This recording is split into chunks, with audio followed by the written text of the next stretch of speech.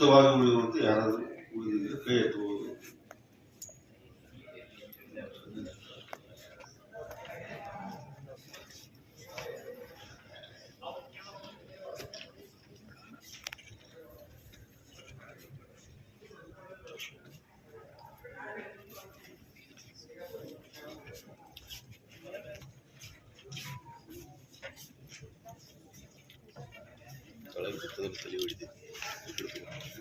ಶ್ರೀ ಆನಂದ್ ಚೌಹಾಣ್ ಇವರು ಒಟ್ಟು 39 ಮತಗಳನ್ನು ಪಡೆದಿದ್ದು ಅತಿ ಹೆಚ್ಚು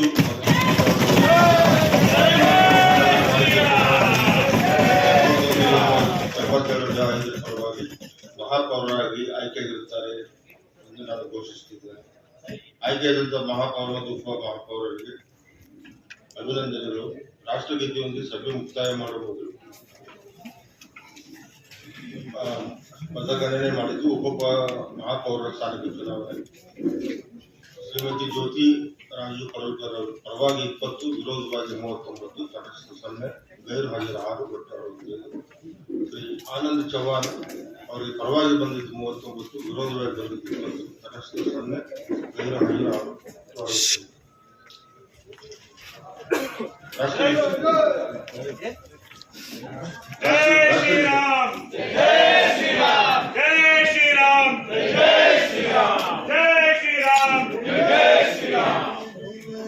ಪ್ರಧಾನಮಂತ್ರಿ ಆಗೋದಕ್ಕೆ ಮತ್ತೆ ಇವತ್ತು ಬೆಳಗಾವಿ ಜಿಲ್ಲೆ ಒಂದು ಸಪೋರ್ಟ್ ಆಗಿದೆ. ಅದರ ಜೊತೆಗೆ ಪ್ರಭು ಶ್ರೀರಾಮಚಂದ್ರ ಇವತ್ತು ನಮಗೆಲ್ಲರಿಗೂ ಪಕ್ಷದ ಮೇಲೆ ಮತ್ತೆಲ್ಲರ ಮೇಲೆ ಒಂದು ಆಶೀರ್ವಾದ ಮಾಡಿದ್ದಾನೆ.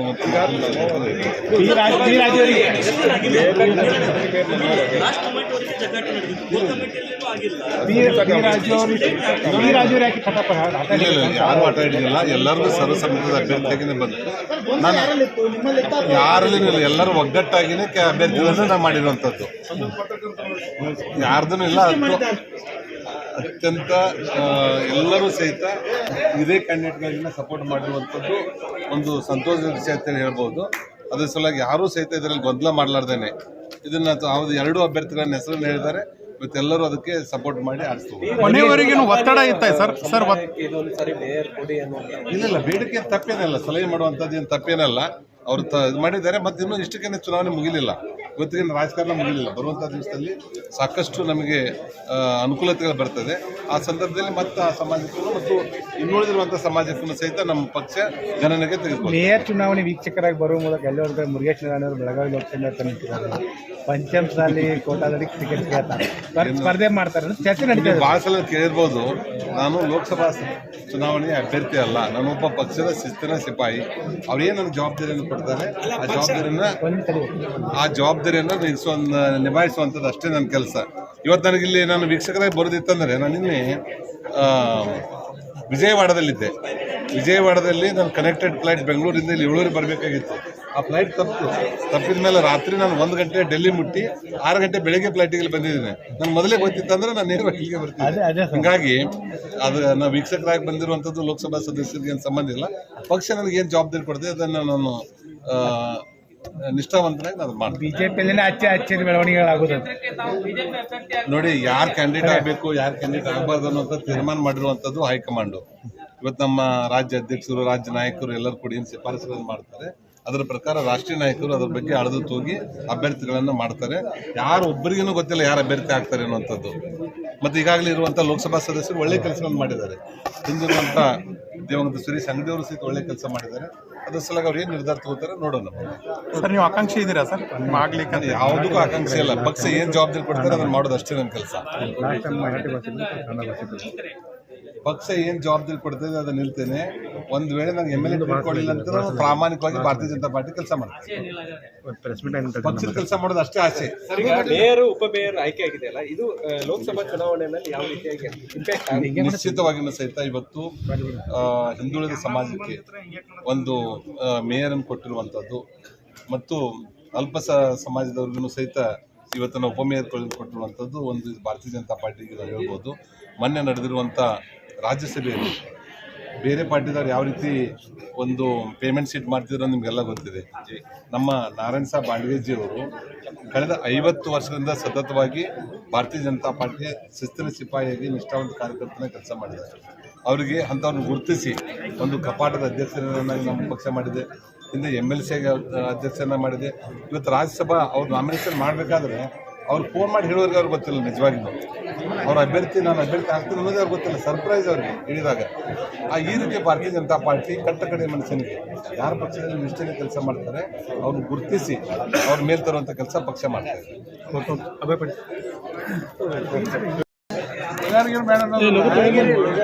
ಏನ್ ನಿರ್ಣಯ ಅವ್ರು ಎಲ್ಲರೂ ಕೂಡಿ ಮಾಡಿದ್ರೆ ಅದನ್ನ ಅನೌನ್ಸ್ ಮಾಡ್ತೀವಿ. ಮತ್ತೆ ಆ ಮನೆಯವ್ರಿಗೆ ಯಾಕೆ ಬೇಡ ಅನ್ನಬೇಕು, ಬರೀ ತರಬಹುದು ಅಲ್ಲ ಇವರಿಗೆ ಪಿ ರಾಜು ಅವರಿಗೆ ಮತ್ತೆ ಪಿ ರಾಜು ಅವರಿಗೆ ಮತ್ತೆ ನಾಮಪತ್ರ ಹಿಂತಕೊಳ್ರಿ ಅಂತ ಹೇಳಿ ಬಹಳ ಮನವೊಲಿಸೋ ಪ್ರಯತ್ನ. ನೀವು ಹೇಳಂದ್ರೆ ಯಾರು ಹೊಲಿಸೋ ಪ್ರಶ್ನೆ ಇಲ್ಲ. ಮತ್ತೆ ನಿಮ್ಗೆ ಸೌತದ ಗುರ್ತೈತಿ, ನಾನು ಹೇಳಿ ವಿಶ್ಲೇಷಣೆ ಮಾಡಿ ಹೇಳೋ ಅವಶ್ಯಕತೆ. ಕೈ ಹಾಕಿದ್ರಂತ ಎಲ್ಲಾರ ಬಗ್ಗೆ ಹೇಳಿದ್ರು. ಇವ್ರ ಅಭ್ಯರ್ಥಿ ಆದ್ರೆ ಚಲೋ, ಇವ್ರ ಅಭ್ಯರ್ಥಿ ಆದ್ರೆ ಚಲೋ, ಉಪಮಹಾಪೌರ ಆದ್ರೆ ಎಲ್ಲರೂ. ಆದ್ರೆ ಎಲ್ಲರ ಅಭಿಪ್ರಾಯ ತಗೊಂಡು ಒಮ್ಮತದ ಅಭಿಪ್ರಾಯ ಆದಾಗ ಇದನ್ನು ಅವ್ರು ಹೊರಗಿನ ಅವ್ರು ಹೇಳಕ್ಕೆ ಎಲ್ಲರಿಗೂ ಆಗ್ತದ ಹೇಳ್ಬೋದು. ಈಗ ನಾವು ಇವ್ರಿಗೆ ಈಗ ಕಾರ್ಪೊರೇಷನ್ ಟಿಕೆಟ್ ಕೊಡ್ರಿ 50 ಮಂದಿ ನಮ್ಗೆ ಹೇಳಿದ್ರು. ನಾವು ಕೋರ್ ಕಮಿಟಿ ಒಳಗೆ ನಿರ್ಣಯ ತಗೊಂಡು ಅದಕ್ಕೆ ಇವತ್ತು ಕೋರ್ ಕಮಿಟಿ BJP ಒಳಗೆ ಒಬ್ಬರದ ಎಲ್ಲರೂ ಕೂಡ ನಿರ್ಣಯ. ಅದಕ್ಕೆ ಇವತ್ತು ಕೋರ್ ಕಮಿಟಿ ವೀಕ್ಷಕರಾಗಿ ಅದಕ್ಕೊಂದು ಶಿಸ್ತಿನ ಪಕ್ಷ ಐತಿ. ಎಲ್ಲೇ ಕುಂತು ಯಾವುದೋ ಒಂದು ಹೋಟೆಲ್ಲೇ ಕುಂತು ನಿರ್ಣಯ ಎಣ್ಕೇಸಿಲ್ಲ. ಎಲ್ಲರೂ ಕೋರ್ ಕಮಿಟಿ ಒಳಗೆ ಅರ್ಜಿಗಳು ತಗೊಂಡು ಅದನ್ನು ಪರಿಶೀಲನೆ ಮಾಡಿ. ಈಗ 1 ವರ್ಷ ಕಂಪ್ಲೀಟ್ ಆಗಿತ್ತು. 1 ವರ್ಷದಾಗ ಯಾವ್ದು ನೋಟೇಬಲ್ ಅಚೀವ್ಮೆಂಟ್ ಯಾವ್ದು ಸಾಧನೆ ಕಂಡಿಲ್ಲ. ಈಗ ಸೆಕೆಂಡ್ ಟರ್ಮ್ ಇಯರ್ನಾಗ ಏನ್ ಮಾಡ್ತೀರಿ? ಅಲ್ಲ, ನಿಮಗೆ 1 ವರ್ಷ ಒಳಗೆ ಯಾವ್ದು ನೋಟೇಬಲ್ ನೋಟೇಬಲ್ ಹೇಳ್ತೀನಿ ನಿಮಗೆ. 1 ವರ್ಷ ಒಳಗೆ 9 ತಿಂಗಳಿಗೆ ಸರ್ಕಾರ ಬಂದಂದ್ರೆ 1 ಪೈಸಾ ಅನುದಾನ ಕೊಟ್ಟಿಲ್ಲ. ಮತ್ತು ಏನು ಮಾಡೋದು ಈಗ ನೋಡ್ರಿ, ಪ್ರತಿ ಸಲ ಸರ್ಕಾರ ಬಂದ ನಂತರ 125 ಕೋಟಿ ರೂಪಾಯಿ ಬೆಳಗಾವಿ ನಗರ ಅಭಿವೃದ್ಧಿ ಕೊಟ್ಟಿದ್ದಾರೆ. ಯಡಿಯೂರಪ್ಪನವರು, ಜಗದೀಶ್ ಶೆಟ್ಟರು, ಸದಾನಂದ ಗೌಡರು, ಬೊಮ್ಮಾಯಿ ಸಾಹೇಬ್ ಎಲ್ಲರೂ 125 ಕೋಟಿ ರೂಪಾಯಿ ಪ್ರತಿ ಸಲ ಹೊಸ ಸರ್ಕಾರ ಬಂದ್ಬಿಟ್ಟು ಬಿಡ. ಈ ಸರ್ಕಾರ 125 ಕೋಟಿ 125 ರೂಪಾಯಿ ಕೊಟ್ಟಿದ್ದಿಲ್ಲ.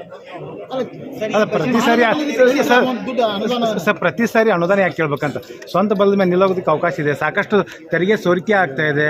ಅಲ್ಲ, ಈಗ ನೋಡ್ರಿ ರಗಡ್ ತೆರಿಗೆ ಈ ಸಲ ಕಲೆಕ್ಟ್ ಮಾಡಿದ್ದೈತಿ.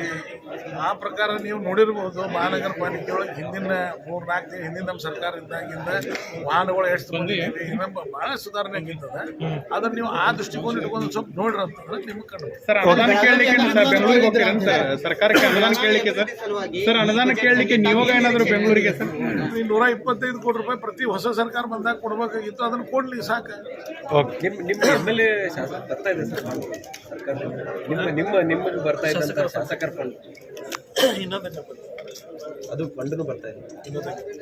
ಓಕೆ, ನನಗಿದ್ದ ಮಾಹಿತಿ ಓಕೆ ಬಂದಿದ್ರೆ ಅದ್ರ ಉಪಯೋಗ. ಅಭಿವೃದ್ಧಿ ಕೆಲಸಗಳು ಆಗ್ತಾ ಇದಾವೆ.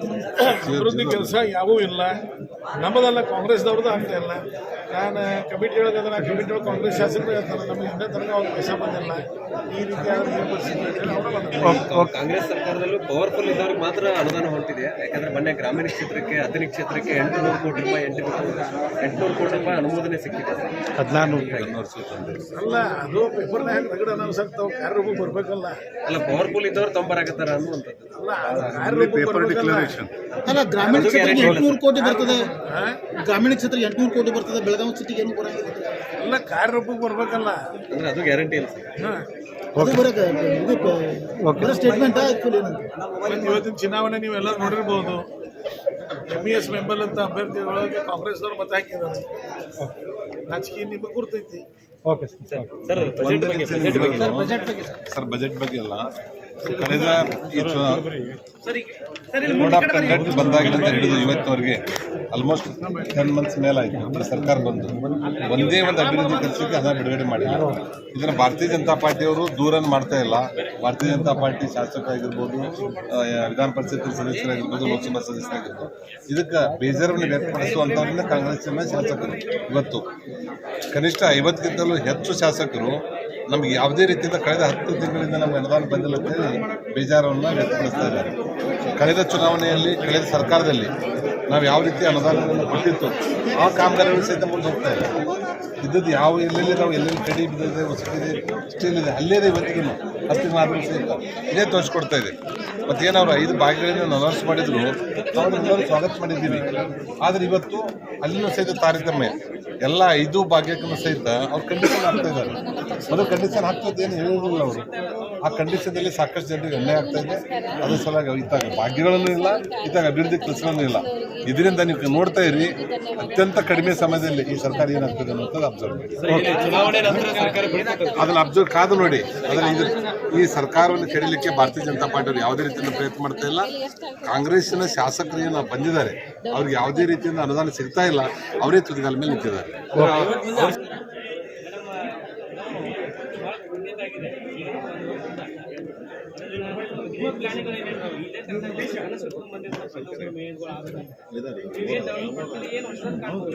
ನಮ್ಮ ಸದಸ್ಯರನ್ನೆಲ್ಲ ಕೇಳಿಕೊಂಡು ಏನಾಗ್ತದೆ ನಾವು ಅದನ್ನ ಏನದ ಅದನ್ನ ಅಭಿವೃದ್ಧಿ ಮಾಡಕ್ಕೆ ಟ್ರೈ ಮಾಡ್ತೀವಿ. ಮೇಡಮ್